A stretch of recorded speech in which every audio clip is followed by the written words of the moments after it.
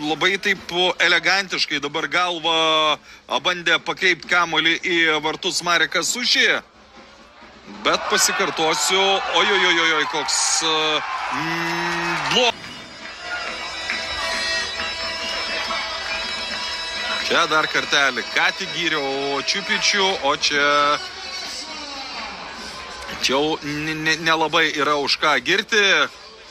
Tokių įvarčių praleidinė Šveikauskas. Pirmasis prie kamulio, Stočkūnas antrąjį kamulį pralaimi, geras perdavimas į baudos aikštelę. Klasiškai sužaisti šeimininkai.